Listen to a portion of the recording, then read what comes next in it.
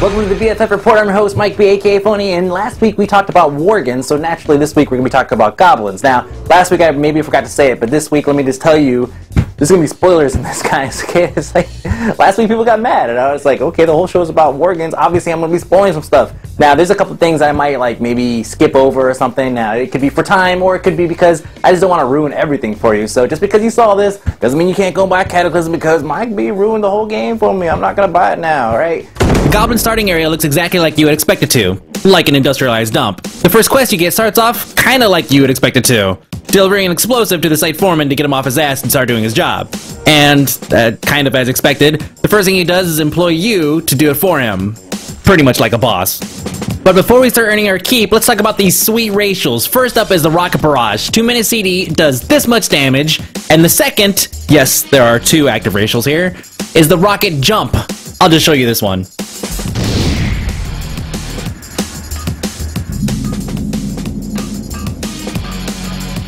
Now run into the mine and kill 8 worms. And I'll go ahead and take this opportunity to tell you to stop being lazy and go get some BOAs. Unless you are planning on, like, reading the quests and getting all into the lore or something stupid like that. Go get some BOAs. I like this next quest. One of these 3 trolls is not doing his job. So tase him. Next, go pick up some Kaja-Cola, which is pretty much Goblin's energy drink for the brain. It gives them all these crazy ideas. With the city being so large, they've decided to hook you up with this sweet ride to navigate the streets and highways. Yes, there are streets and highways. It is awesome. Of course, the first thing you do when you get your first ride is pick up all your friends, who are located here, here, and here. By the way, just an FYI, this guy is a bank. Then once you get the band back together, it's time to head down to the slummy part of town, that narrows it down, right? And beat down on some of the less fortunate. To highlight some of the next few neato quests, there's the foot bomb set. You lob a few exploding leather balls to some shredders, then score the extra point. Make a quick trip to the bank, withdraw some cash money to spend on some sexy attire for tonight's party at KTC headquarters. And now we get to start some of the cool phasing stuff. The first thing you might notice is this crazy pool party going on. That totally wasn't there before. Speaking of pool, what's up with this thing? This is Ion or something? So you walk up to the party members and watch their emotes. If they're eating, hit the turkey leg button and make them /heart you. If they're holding a sparkler, hit the fireworks button and yield the same results. Basically dismiss any sense of self-esteem and individualism you thought you had and just focus on making everyone else happy. For 375 XP. You turn around to find out that the party has been crashed by biker pirates from the South Seas. And then you continue the luck streak, you're informed that Mount Kajara is going to explode and everyone in Kazan is going to die. But this being your lucky day, you're invited to accompany the prince for a small price of $1 bazillion. Your sassy assistant reminds you that you are completely loaded and just need to pull the money out of the bank. Oh, but that's right, it's crisis time and the bank has frozen everyone's accounts. I guess we're just gonna have to break in and get our stuff back.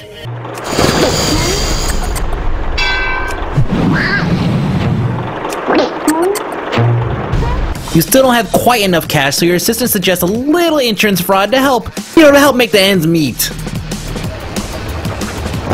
The city is going up in flames and you bust out your terribly animated Knight Rider boost just in time to hand over your life savings to the prince and be on your way. Sometime during the voyage, your ship was attacked, leaving you and the survivors shipwrecked on some uncharted island full of spiky raptors and bomb-throwing monkeys.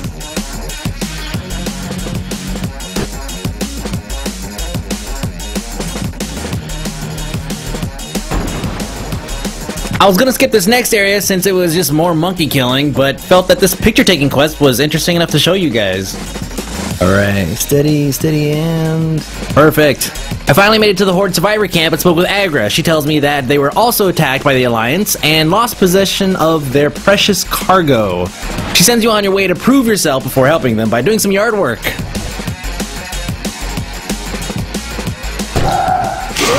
And it just keeps getting cooler. Next quest involves using a set of infrared heat focals to find, like, these SI7 guys and kill them. Starting to lean towards the goblins a bit more than the Worgans, to be honest. And we're not even close to done yet. So you're told that this precious cargo is located on the ship, so you jump on the gyro chopper here, and it pretty much kamikazes into the thing here, drops you off, and now it's up to you to find it. Now, it's right here. I don't want to show you, because I'm into the spoilers, but I'm not going to tell you this one. Let's just say that he hooks you up with a pretty sweet ride, like a tornado that throws lightning at all the different allied sailors. So you kill like 50 of them, massacre. Then it conveniently flies you all the way back to the base, where you're going to jump on this very sturdy looking rocket to get off the island that I guess you guys could just freaking swim across. I don't understand what the deal is with the goblins and like strapping rockets to everything, but it is hilarious. Once you get there, you gotta set up camp. No problem.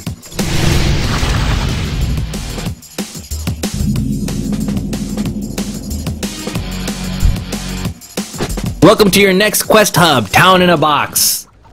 Priority 1 is food, and the cook needs these cluckers. Bear in mind, we are like 37 feet from base, but I'll be damned if I'm gonna carry 10 of these things back. Just strap some rockets on it. After that, they hook you up with some dummy eggs, and you gotta load up a few traps, then they snap on an unsuspecting raptor, and out pops an egg. A real egg. 100% drop rate. As if we haven't beaten the egg slash chicken slash rocket thing to death already, it's time to face the boss clucker himself. Now, I don't want to ruin this fight because it's pretty damn epic. Rocket-powered mechano hammer head with freaking laser beams on his head. Irresistible inflatable pool pony. Oversized Spaceballs pygmy helm. Which, by the way, I would totally pay $25 for. The helmet actually serves a purpose here, though, by allowing you to blend in completely undetected from these geniuses. With the non-stop tidal wave of tribal tards overwhelming the town in a box, it's up to you to head to the main encampment and take out some of the upper echelon. The town is pretty much a wreck, and to top it all off, there's a steady flow of goblin zombies marching towards the camp. Liz just couldn't leave that one out. At least you get to deal with them in a goblin-approved manner. So it turns out that the pygmies worship this massive fire-breathing armored beast that dwells deep in the heart of the volcano. Or a large turtle, whichever suits your fancy. Take him out with a few well-placed bazooka shots and get the hell out of there.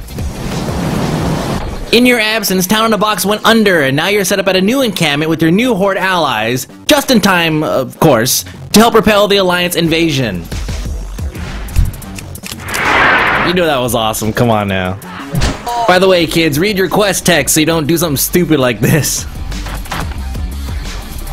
Now that all the fun and innovative stuff is out of the way, I guess they had to squeeze in a few of these boring quests. I mean, like this one, really? I mean, who wants to get into air-to-air combat in MMOs, right? You just keep feeding me these factory fresh grindfest quests and I'll be sure to keep my subscription up, Blizzard. Whew, thank God that yawn fest was over. At least I got to keep the parachute though. Thanks, that's kind of cool. Your next quest involves going back down to the beach to continue moving forward, and of course I gotta do it the pro fashion. What's up? Oh, wow. Oh, I was so close. Look at that. By the way, I'm gonna skip a lot of content here, but I gotta at least show you this. We're nearing the end here, but according to Blizz, we have yet to meet our blowing up all kinds of quota. Let's see, minecart, check. Oil platform, check. Captured goblins, God. Alright, check. But it's not for creativity, because I've been launching shit all day. Finally, you are face to face with the prince himself, suited up in the ultimate foot bomb uniform. You two exchange a few words before he ultimately surrenders and agrees to cooperate with the mysterious precious cargo character. Jump aboard the party yacht and take a trip to Duratar where you deliver the SI-7 emblem to Garish or Garash or however you guys want to claim it's supposed to be pronounced. I'm sure it was in a video somewhere. Whatever. Continue your quest chain in Kalimdor, and with that I leave you with the closest place to get your going down achievement for you future goblins. You're welcome. Alright guys, so that wraps up the starting zones, and I'm kind of curious, which one do you guys think is better? The Worgens? The Goblins? You know, the Worgens got the crazy phasing and all that lore background, how you became a werewolf, or Worgen. Sorry, I guess they're not called werewolves or whatever. Then there's Goblins with the crazy explosions in the cars and all that good stuff. So which one, you know, in your guys' opinion is best? Now, don't just forget for a second that you guys are Alliance or Horde and biased and all that stuff. Let's just look at them by themselves together. I'm curious what you guys think. Comments below or at AKA Mike B. Hopefully I kept the precious cargo thing a secret, unless you read the emote section or if you read the quest line or if some jerky posted below. Sorry, can't do nothing about that guy. But I'll see you guys next week.